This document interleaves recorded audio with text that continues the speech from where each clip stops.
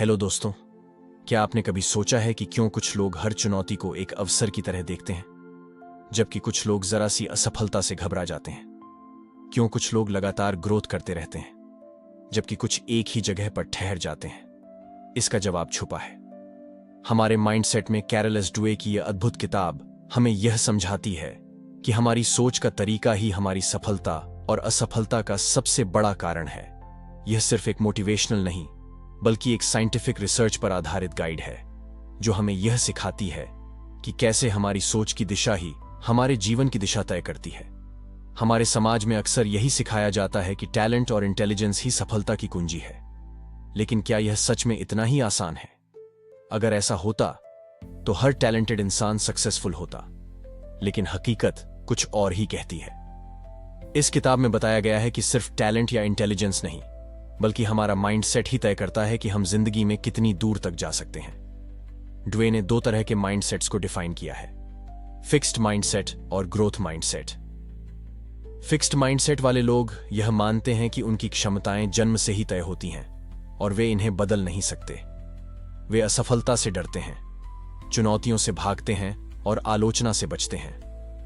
दूसरी ओर growth mindset वाले लोग यह मानते हैं कि उनकी क्षमताएं लगातार विकसित हो सकती हैं, अगर वे मेहनत करें और सही रणनीति अपनाएं। वे चुनौतियों को अवसर की तरह देखते हैं, असफलताओं से सीखते हैं और हर दिन बेहतर बनने की कोशिश करते हैं। सोचिए, अगर थॉमस एडिसन, एल्बर्ट आइंस्टाइन या माइकल जॉर्डन ने यह मान लिया होता कि वे पहले से ही सीमित क्षमताओं के साथ पैदा हुए हैं, तो क्या वे अपनी फील्ड में महान बन पाते नहीं? इन सभी ने ग्रोथ माइंडसेट अपनाया और हर असफलता को एक नए सबक की तरह लिया। इस वीडियो में हम इस किताब की सबसे महत्वपूर्ण बातें आपके साथ शेयर करेंगे, ताकि आप भी अपने अंदर ग्रोथ माइंडसेट विकसित कर सकें। हम जानेंगे कि कैसे आप अपने माइंडसेट को बदलकर अपनी लाइफ में शानदार सक्सेस हासिल कर सकते हैं।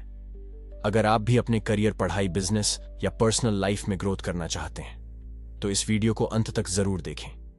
यह सिर्फ एक बुक समरी नहीं, बल्कि आपकी सोच को बदलने और आपके जीवन में नई संभावनाओं के दरवाजे खोलने का एक सुनहरा अवसर है। तो चलिए डाइव करते हैं इस पावरफुल किताब के विजडम में और जानते हैं कि कैसे सही माइंडसेट अपनाकर हम अपने ड्रीम्स को हकीकत में बदल सकते हैं। Chapter 1, the mindsets.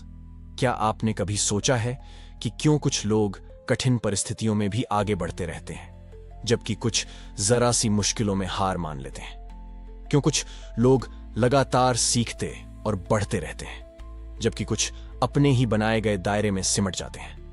यह सब हमारी सोच की संरचना पर निर्भर करता है, जिसे हम माइंडसेट कहते हैं। हमारी सोच ही हमारे जीवन की दिशा तय करती है। हम जो भी हासिल करते हैं, जो भी सीखते हैं, जो भी अनुभव करते हैं, यह सब हमारे माइंडसेट से नियंत्रित होता है। यह कोई जादू नहीं, बल्कि एक साइंटिफिक सच्चाई है।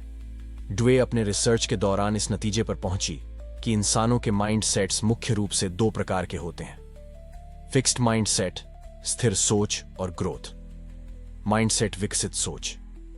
फिक्स्ड माइंडसेट वाले लोग मानते हैं कि उनकी क्षमताएं और इंटेलिजेंस जन्मजात होती हैं और इनमें कोई बदलाव नहीं हो सकता। वे मानते हैं कि अगर वे किसी चीज में अच्छे नहीं हैं, तो वे कभी अच्छे नहीं बन सकते।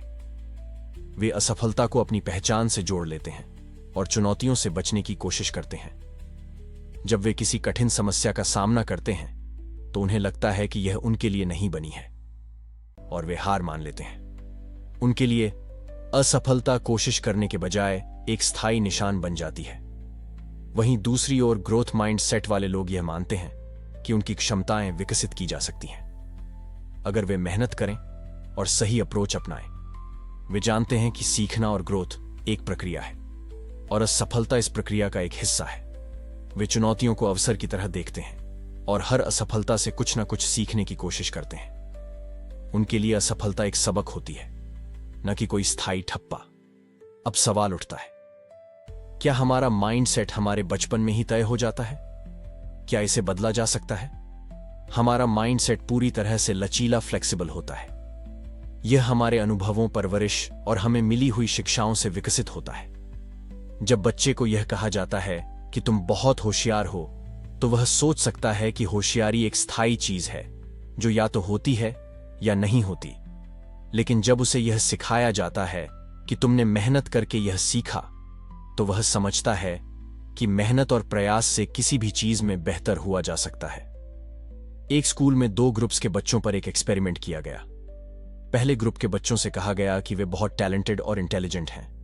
दूसरे ग्रुप के बच्चों से कहा गया कि वे बहुत मेहनती हैं और लगातार सीखने की क्षमता रखते हैं। जब दोनों ग्रुप्स को एक कठिन टास्क दिया गया, तो पहला ग्रुप जल्दी हार मान गया, क्योंकि उन्हें लगा कि यह उनके टैलेंट के बाहर की चीज है।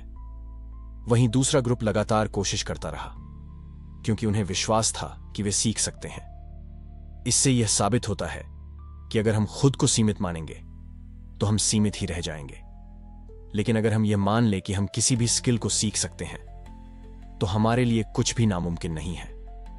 अब जरा अपने जीवन के बारे में सोचिए।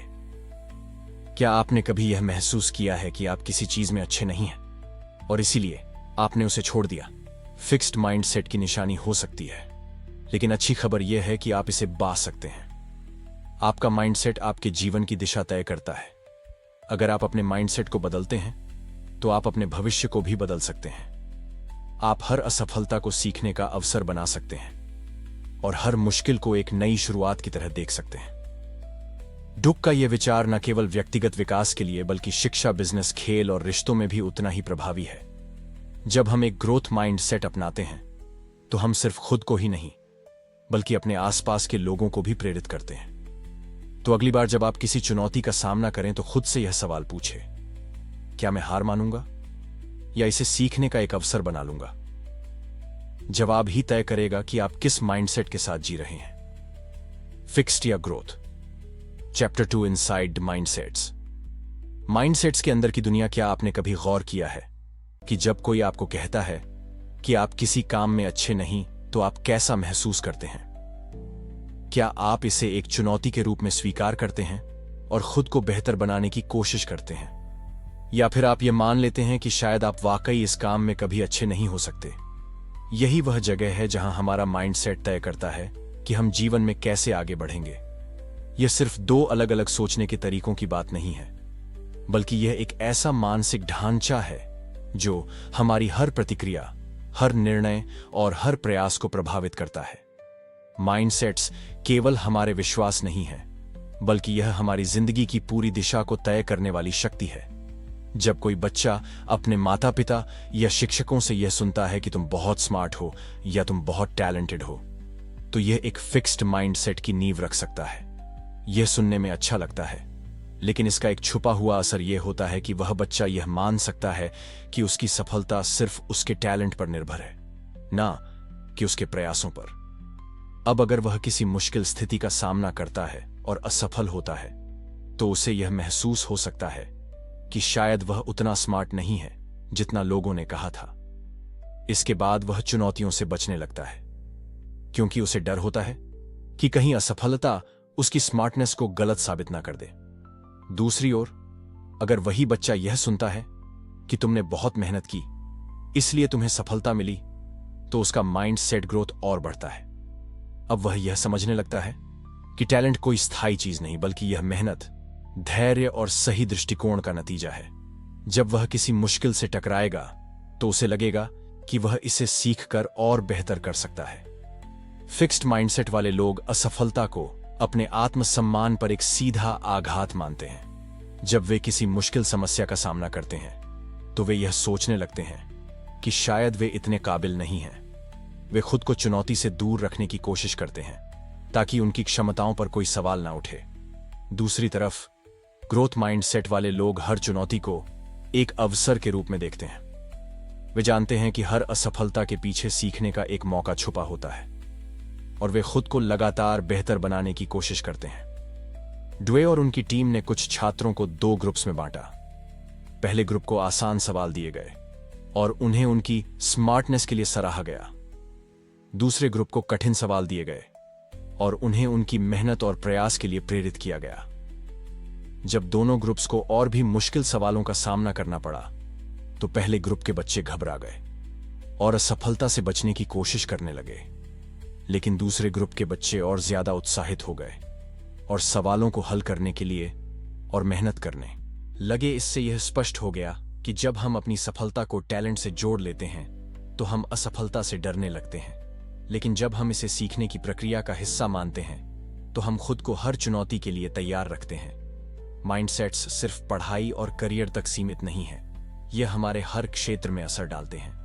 खेल, बिजनेस, रिश्ते और यहां तक कि हमारी खुद की सोचने की क्षमता पर भी। अगर किसी एथलीट को यह सिखाया जाता है कि वह जन्म से ही एक चैंपियन है तो एक हार उसे पूरी तरह से तोड़ सकती है, लेकिन अगर उसे यह सिखाया जाता है कि वह हर दिन मेहनत करके खुद को और बेहतर बना सकता है तो वह हर हार से कुछ सीखकर एक नए जोश के साथ वापसी करेगा। अब जरा अपने जीवन में 11 बार 2.12 बार 2.05 झांक। कितनी बार आपने किसी चुनौती से बचने की कोशिश की सिर्फ इसलिए क्योंकि आपको लगा कि शायद आप इसमें अच्छे नहीं हैं?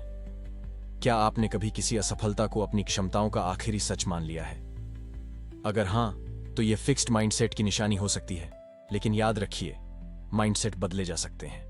ड्वे हमें यही सिखाती हैं कि हमारी सोच कोई स्थायी चीज नहीं है, बल्कि यह बदल सकती है, विकसित हो सकती है। हम अपनी आदतों को, अपने विचारों को और अपनी मानसिकता को उस दिशा में मोड़ सकते हैं जहां हम खुद को लगातार बेहतर बना सकें। तो अगली बार जब आपको कोई मुश्किल नजर आए तो खुद से यह सवाल पूछिए, क्या मैं इसे एक चुनौती की तरह देखूंगा या इससे भाग जाऊंगा?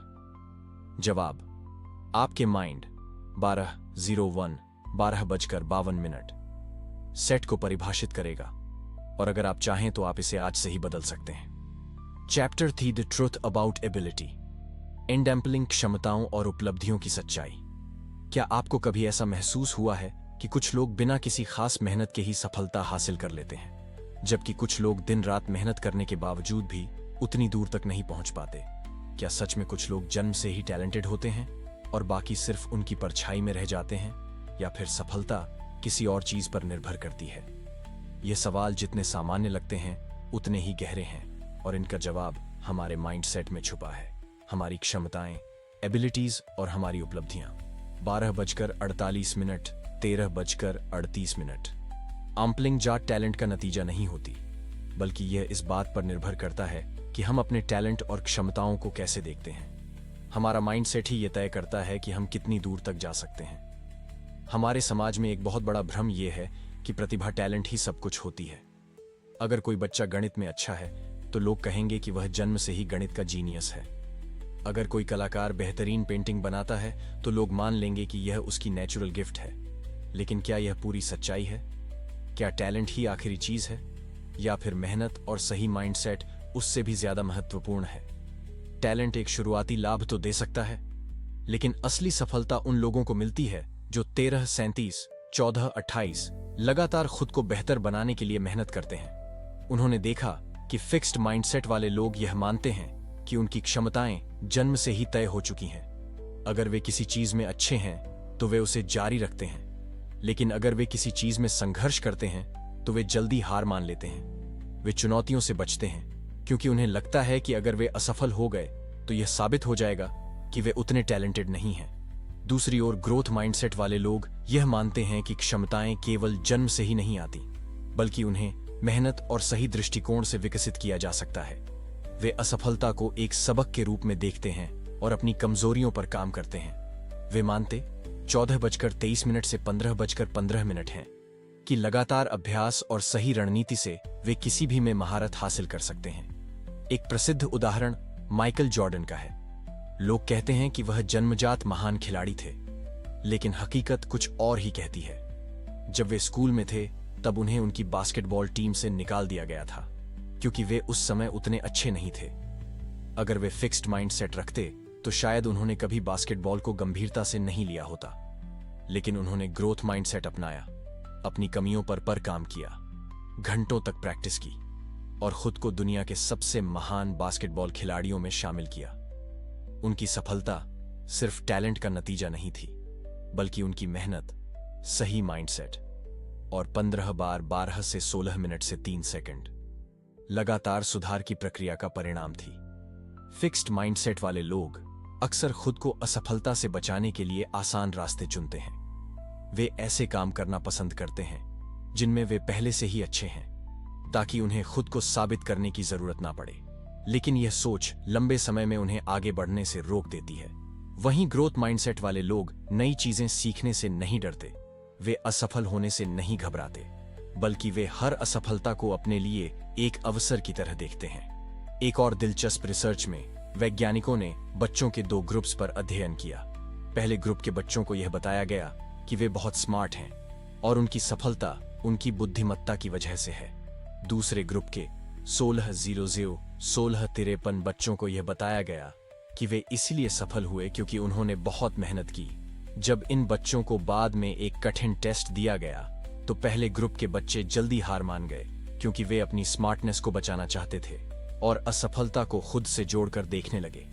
लेकिन दूसरे ग्रुप के बच्चे डटे रहे और लगातार कोशिश करते रहे क्योंकि उन्हें विश्वास था कि मेहनत से वे बेहतर कर सकते हैं। सफलता केवल जन्मजात टैलेंट का परिणाम नहीं होती, बल्कि यह इस बात पर निर्भर करती है कि हम अपने टैलेंट को कैसे विकसित करते हैं। अगर हम यह मान लें कि हम किसी भी स्किल को सीख सकते हैं, तो हम सच में उसे सीख सकते हैं।